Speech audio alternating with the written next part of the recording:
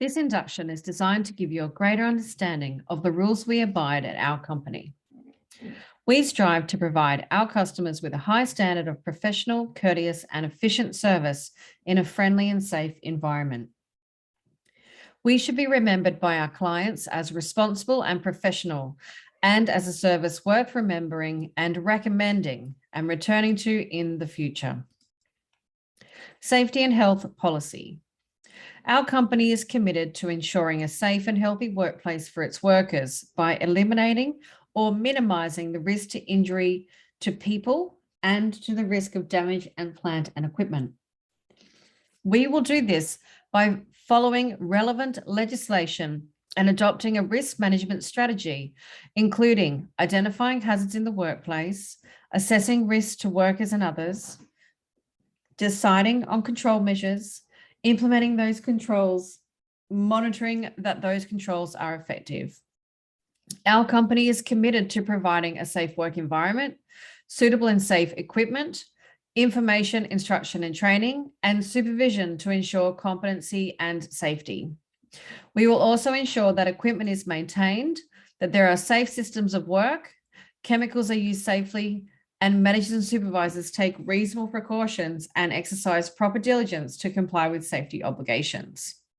Our company promotes the participation of workers in the Workplace Health and Safety Program. Workers have obligations under the Health and Safety Act and are expected to follow the company's safety directions to create and maintain a safe and healthy workplace.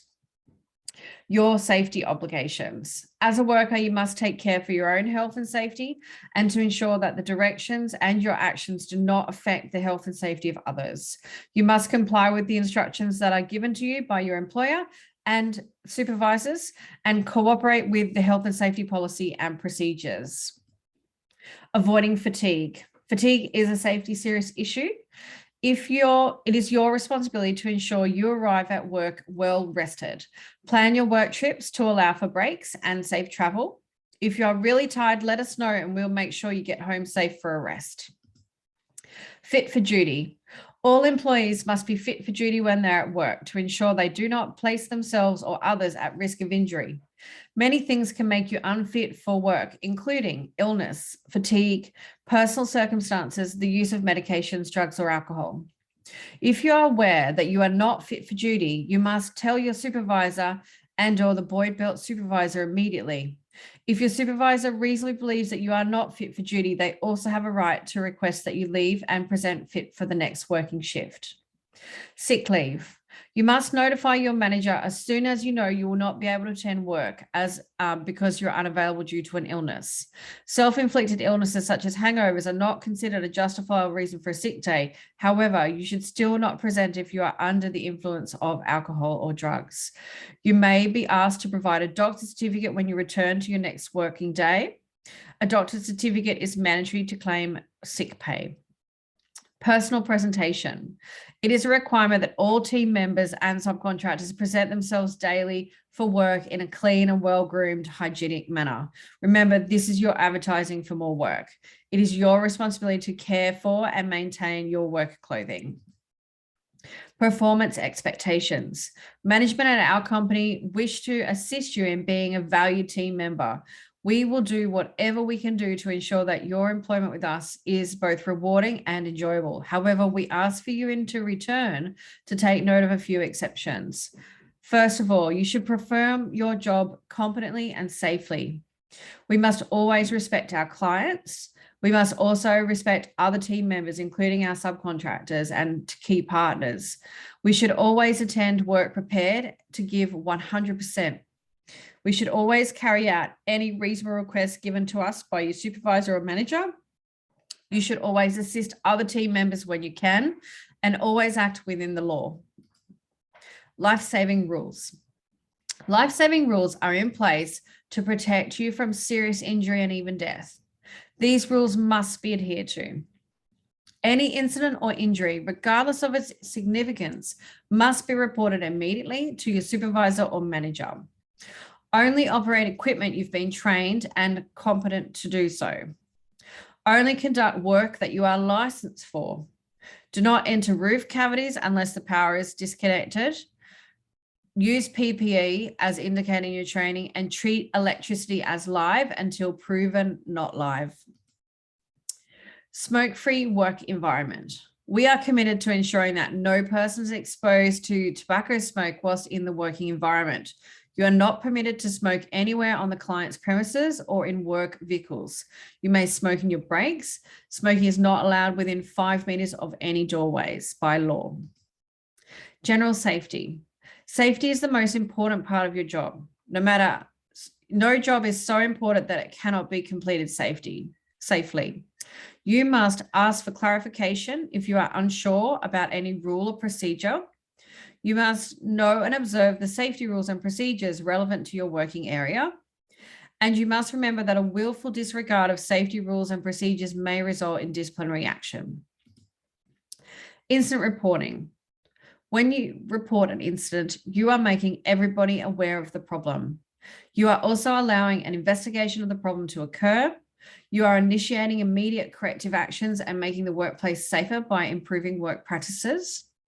You are meeting your legal obligation or duty of care to yourselves and to your other workmates. And you could possibly be saving a workmate's life from injury or death. Reporting all incidents, no matter how minor, is required. Serious incidents and accidents must be reported to the manager immediately and by phone if they are not on the premises. Safety issue resolution. If you have a safety concern or feel something may be risky, just stop work for a moment and take it up with your manager, who will assist in resolving this matter. You can find out more information about safety issues by reviewing your local state workplace health and safety website, training induction sessions, and talking to your supervisor. Workplace risks. Unfortunately, there are inherent risks involved with any operation. Risks in our workplace include, but are not limited to, manual tasks which could cause strains, slip, trips and falls, fatigue, heat stress, working at heights, electrical safety, possible asbestos found in existing buildings, hazardous substances, working alongside a road or a car park, and interface with the public. PPE, the use of protective equipment in a common way of minimizing the exposure to different hazards. For instance, wearing enclosed boots and safety glasses when working on site at all times is essential. Please ensure that you follow our client PPE if the requirement is higher than our regular standard PPE. High vis, safety glasses, and steel cap boots is essential. Manual handling. Manual handling is a common source of injury. The following controls will help you keep safe when performing manual tasks. Where possible, use trolleys and/or lifting equipment. Ensure that the item is not too heavy for you to lift safely.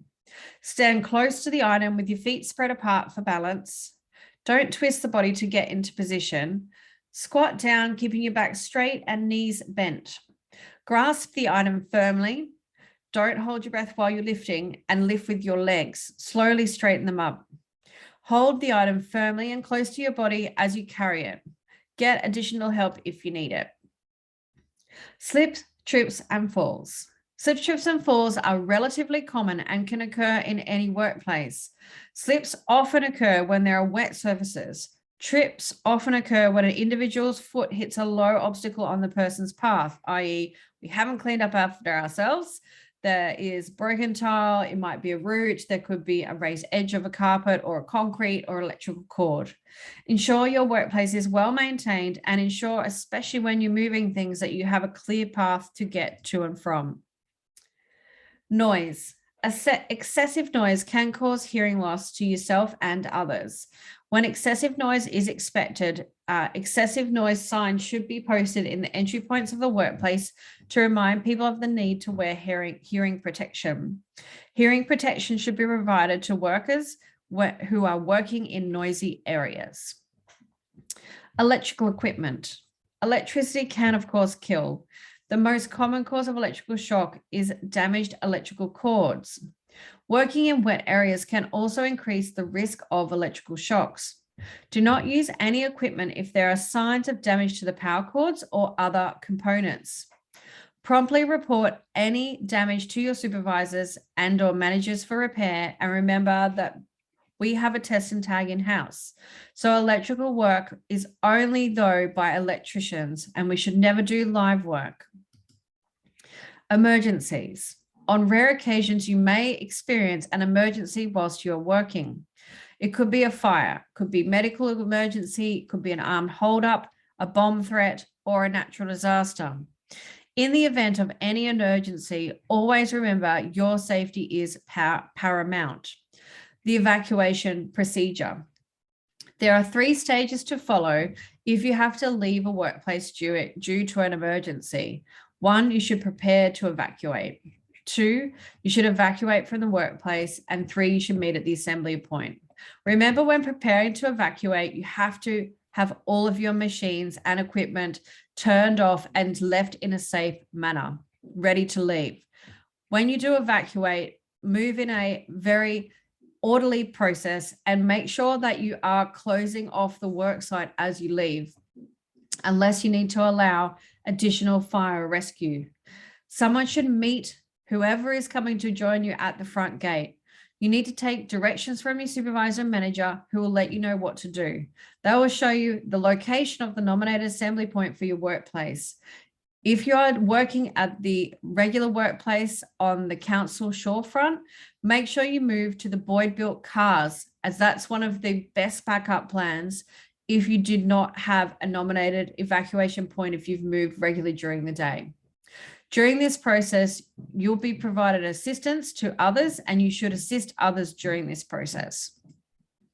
Emergencies. In the event of an emergency, a verbal call will be called emergency, emergency, emergency. When contacting, you should call 000 or 112 from your mobile, giving the following information: your name, your location, the nature of the emergency, the type of assistance required, the number of people injured, but please do not name the person, and the details of any particular hazards. Following instructions and standing by and providing assistance, but don't put yourself at risk. Remember, if you are working on the waterfront or on roadside, you will need to have someone standing by to direct any emergency services to your working location. First aid kits and emergencies. First aid kits are located in the work utes. First aiders are identified in your induction checklist. Almost all of the Boyd-built staff have got first aid certificates. It is vital that first aid kits are ready and available and in good condition. Emergency assembly points, as we said, is outside the client location or at your work ute if safe. In an emergency or when directed, you should proceed to your closest assembly point immediately. Employee rehab. In case you have an injury at work, we are committed to assist you and any employee with a return to work program. The employee must participate in the treatment program, and you are to keep us, the employer, informed. The employer, we should assign duties in accordance with your physical capacity assessment, and then we monitor the program to make sure that you are improving. External providers assist in designing the program and in measuring the progress of the exercise or working program that you have in place. Rehabilitation coordinators are the link between all parties, and they are managers of the program. Equal opportunity employment. Our company is committed to providing a work environment which team members feel that they are valued and treated fairly and are given recognition for their contribution and can come to work wanting to do their best. We are committed to ensuring that all team members enjoy equal opportunity and decisions are based upon merit. Equal opportunity applies to all aspects of employment relationships, including recruitment, selection, promotion, OH&S, discipline, and training. Unacceptable behaviors at our workplace. Harassment is any form of behavior which is unwelcomed, uninvited, or unreciprocated, and which a reasonable person would anticipate as being offensive, humiliating, or intimidating. And this is considered to be unreasonable and inappropriate workplace practice. Violence is an action that is physical or psychological harm to another. This can be threats, attacks, or physical assaults, verbal abuse, intimidation, and threatening behaviors. Discrimination is discrimination against any team member on the basis of race, religion, or any other grounds will not be tolerated. Any complaint will be dealt with seriously and confidentially, and we will respect confidentiality at all times. All reasonable attempts to resolve the matter satisfactorily will be made in-house by either your manager, supervisor, or a member of the management team. Caring for our customer and the public. We work in high-use areas. It's our ethos to protect and enhance this beautiful place we call our workplace and where people play. There are always cars. There are always people, dogs, and kids. We need to always be aware of the people who we work around and ensure their safety at all times. Complaints. Please refer any customer complaints or people of the public complaints, disputes, or difficulties to your supervisor immediately. If they are unavailable, please follow these steps. 1, allow the complainant to identify themselves, listen, take details, and find out what the complainant wants. 2, emphasize with the customer and/or complainant and be courteous. 3, avoid laying blame or being defensive. 4, avoid creating false expectations. And 5, if a resolution is not immediately possible, make a commitment to do something realistic and achievable about resolving it, even if someone else will eventually handle the complaint. Caring for our coastline. We work in an environmentally sensitive location. It's our ethos to protect and enhance this beautiful place we call our workplace. The beach, dunes, and mangroves where we work must be kept safe so we can enjoy them for the future and our children's future. Please ensure that we protect our coastline. We should minimize travel and disturbances on beaches or dunes wherever possible. Do not allow chemicals to enter the ground or water. Source, where possible, environmentally sensitive products for use. Where there is not a possible use, use protection mats to stop any entering the earth or water system. Do not disturb any of our local animals where possible, or flora or fauna, and minimize any disturbance of flora. We should also protect any protected species in the area. There is a large number of rare, threatened, or vulnerable animals and flora and fauna in the Sunshine Coast local government area. There is actually 73. Here is a number of pictures of vulnerable and/or rare or threatened animals at the Sunshine Coast area.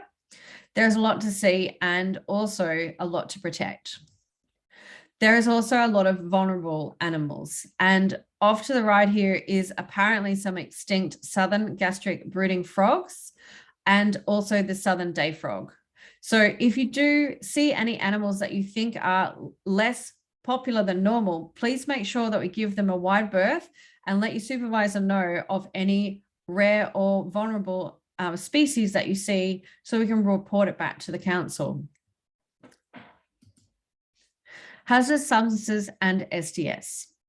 Safety data sheets will be provided to you and should provide you the following information: how to work safely with that chemical, including your PPE that you need, how to store the chemical safely, first aid treatments, and dealing with emergencies and spills. Waste management and recycling. Please remember to not litter.